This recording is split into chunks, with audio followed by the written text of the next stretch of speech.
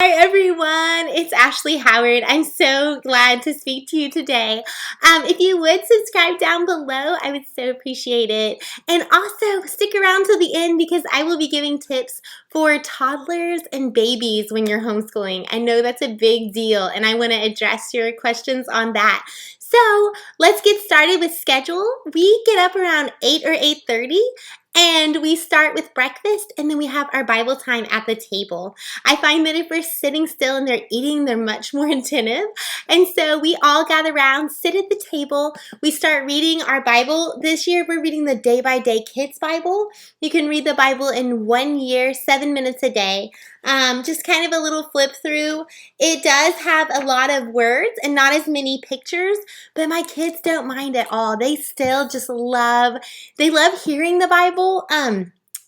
Sometimes we've read some Bibles and it's got too much detail or there's too many pictures, but this one just seems to be just right for them. My kids are 10 and below and they have really enjoyed that. They ask for it more and more each day. For us, sometimes we don't want to pay as much attention, some mornings and not. So my kids know that if they tune out, that I will look at them and ask them a question, and then I will probably remind them by saying, that's okay, we'll just read it over again. And they don't want to sit all day at the table and listen to me reading, so they focus in, and that has taught them discipline, and it's taught them to discipline themselves and have self-control while listening to their Bible story and just for school in general. So I love that, but they have really grown in their wisdom of the Lord and their heart for God. And by reading this Bible, they've just really enjoyed it. We've stuck with storybook Bibles for a long time, and I love storybook Bibles. But this one really goes through a lot more scripture and a lot more of the Bible than our storybook Bibles. So we've loved that. Again, I have them all sit at the table with me. We read it together. I ask questions, and then we have a prayer time. So I ask them if there's anything that I can be praying for them about. We talk about anything in our family that we could be praying for, anybody in our world that we need to be praying for, our president, anybody in leadership.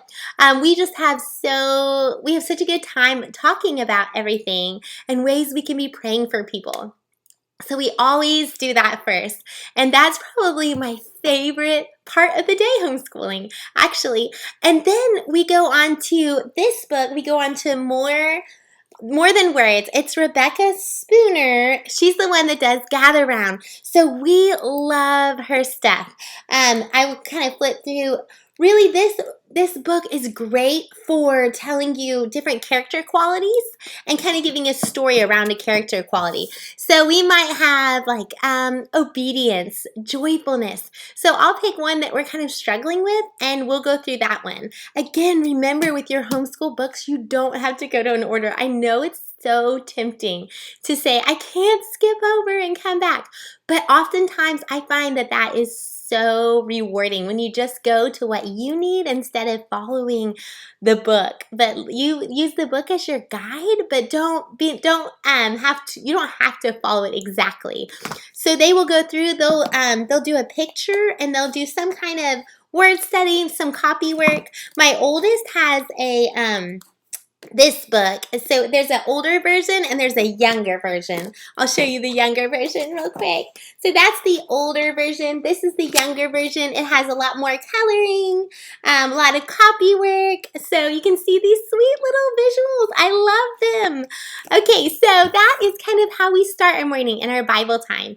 And we finish that off and then we move on to Gather Round. So for Gather Round, I have a kindergartner this year, so we started with Burrows and Holes. They just released this, and I love it. We have books that we can cut out and read together. Oh, fun! And we have math problems that we can work on. We have sight words.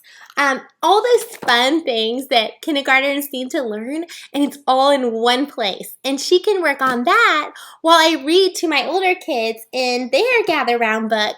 And so it's so nice because we can all kind of stick together and read together. So right now they're studying birds, the North American Birds Unit. We're finishing that up. And so they'll do their copy work, their geography in there. They'll do a myriad of things. They'll do art. They love to do art. And so we do gather round next. We all sit at the table. And I love that because we were trying to sit on the floor and be real comfy, but we got too comfy and we weren't able to do our work. And we have a 3-year-old and a baby, and then babies crying things and 3-year-olds stepping on papers, and everybody's getting kind of mad. So I found that if I keep the older ones at the table doing their work, they're much more attentive. They're getting done faster, and then they're not getting frustrated when they aren't ready to go at break time. So that brings us to our next thing. So we go, next we go to history. So we have the history book, and we will read together on the couch. Again, I will have a list down below, or if you need any extra information, you can comment below and ask which curriculum we use, and I will give you more information about that. So we read our history together on the couch. They love it. We ask questions. We might kind of go off on a rabbit trail and look things up online, learn about George Washington, and they'll ask great questions. So we do that next. I like to sit them down at the table and then move to different areas.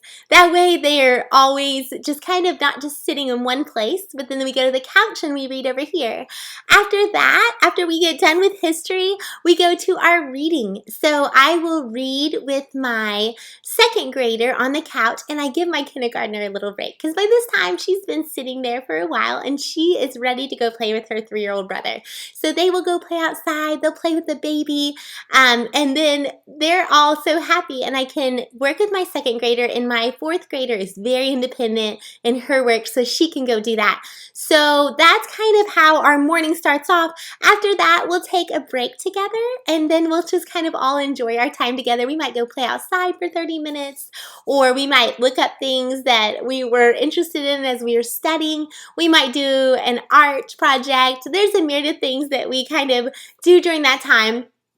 But after our break, we will come back, we sit back down together, we kind of collect ourselves back up around 11:30, and then we do our math. And I know most people say, do your math, get it done in the morning. But I have found that my one who kind of lingers in math, it takes our day away. So if we do math last, they know that their break is their bigger break for lunch is coming right after that. So if I have them do math last, they're so much more quicker, right? Because they say, oh, if I get my math done, then I'm kind of done for the day. And when I say done for the day, it's not exactly done. It's done with our more of our core, more robust programs, which leads us to the afternoon. Oh, how I love the afternoons. In the afternoons, we do PE, we bike, we run, we go to the park, we do nature, and we draw, we do art hub for kids. Oh, we love them. We do so many things out and that are fun. We do cooking in the afternoon. We might study geography. There's so many wonderful things we do. We also listen to our classical conversation CDs in the car, learn our skip counting, our history, our Latin, and we often just sing those songs during the day. So we get to have so much great family time together, and we just love it. So if you have any questions about scheduling, I know I didn't hit every point. So if you have any questions for me, I'd love to answer you. You can comment down below, which leads us to what do we do with babies and toddlers? That's the big question, right? That's the hardest thing. So my 3-year-old can kind of play around, but there's a lot of time where we have to he'll just kind of play with some toys for a little bit and then go outside. I love that. Our homeschool room faces the backyard, so he can play and I can still see him while he plays in the sand pit or while he plays on the swings. So my 3-year-old's very self-sufficient, and I can see him while he plays in our backyard, and it faces that window, so I can see him the whole time. I'll often let him have cookies or snacks with us, and I give him color wonder markers, let him color, kind of do some different things, and I don't expect it to be perfectly clean when I get done. There may be a huge puzzle mess that I have to clean up, but I'm okay with that. Now the baby who's the 1, I often will either wait to do something if we're having a rough day and not wanting to do schoolwork. Sometimes I'll wait till he's down for a nap. I often give him Cheerios in his high chair, or I'll have my older ones play with him while I do things with the younger ones, or I'll have my older read with my younger. So there's so many different ways, and I have so many more thoughts and ideas about it, and I think I'll do another video just on that, because whenever I first started homeschooling, that was my biggest question. What do I do with these babies who are running around, and how do I keep them safe and teach? So I hope you've enjoyed this today. I've so enjoyed talking to you. Please tell me any comments below. If you would like a schedule printout where I can give you a more detailed look, please comment down below, and I will send me your email, and I will send that to you. And thank you so much for visiting today. Please, if you haven't already, would you subscribe and hit the bell so that you will be alerted when there's new videos. Thank you for coming today, and it's so nice to see you. Goodbye.